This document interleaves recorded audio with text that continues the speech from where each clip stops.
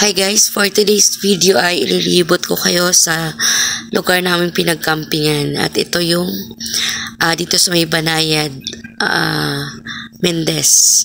Ang pangalan ng resort na to is Rinalo.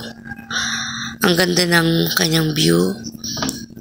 Tapos hindi gaano mainit dito kasi mapuno. Maraming nakatanim na puno na mga prutas dito sa place na to. So ayan, ang kanilang swimming pool ay nasa 5 feet yung lalim.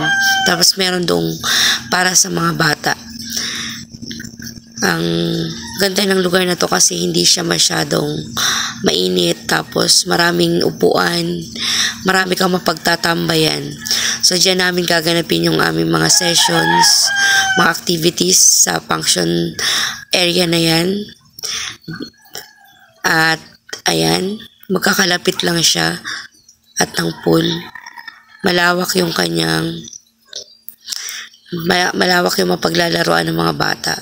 Nakakatuwa, marami kang mapagtatambayan. So, ayun nga po yung mga gamit namin. Nilagay muna namin kasi hindi pa kami nadidesignate kung saan kaming area or room at maglalagay ng gamit namin.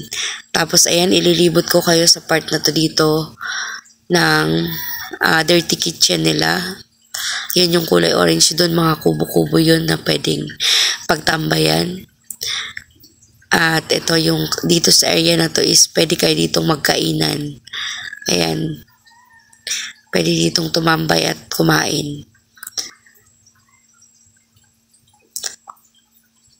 At sa area na yun, sa bandang dulo ay merong doon yung kwarto namin. Tapos ang mga bata ay may trampoline na pwedeng paglaruan. So ayan yung mga pamangkin ko, tumambay muna silang lahat dyan bago mag-start yung aming program. At ito yung sinasabi ko, mapuno dito, maraming puno ng guyabano. At yung iba may mga bunga, nakatikim kami ng bunga niyan. At ayan, may duyan, 2 duyan. At meron sila ditong half court na doon sa mga mahilig mag-basketball. Pagtapos na yung activities ay pwedeng pumunta dyan. Tapos ito yung area na pwedeng magkwentuhan dahil yung mga elders namin hindi na gaano makalaka, dito na sila pinatambay at malamig. At ayan, may mga sliding para sa mga bata.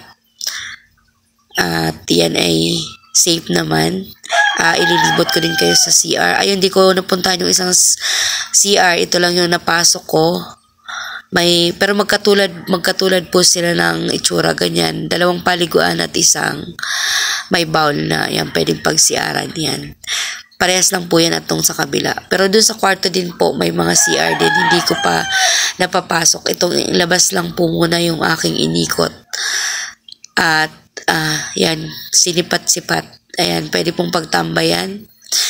Maganda po rito at malamig, hindi mainit. Lalo ngayong tag-init, masarap ditong tumambay kasi presko yung hangin. At ayan po yung area ng aming campsite. Maganda po at malawak. Malapit lang din po sa amin kasi Mendez lang. So ayan yung aming campsite para sa aming camping ngayong 2025, church camping, na ang tema ay about sa family. So ayan yung aming place na pagdadausan ng camp. At ayan, sana ay nagustuhan nyo yung paglilibot ko.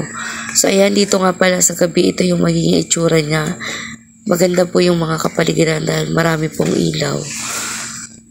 So, ang sarap talaga dito mag-camping. Bagay na bagay ito sa mga family gatherings and even sa church gatherings like camping na kung gusto nyo, pwede dito kasi maluwag siya.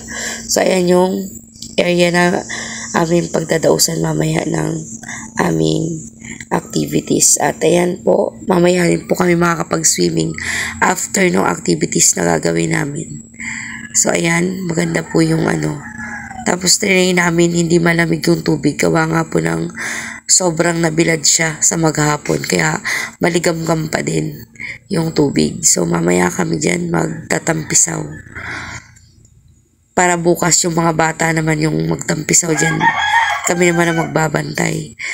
Pero mababaw lang po siya, 5 feet lang po ang lalim para sa matatanda at mayroon pong para sa bata. At ayan po yung area dito. Thanks for watching.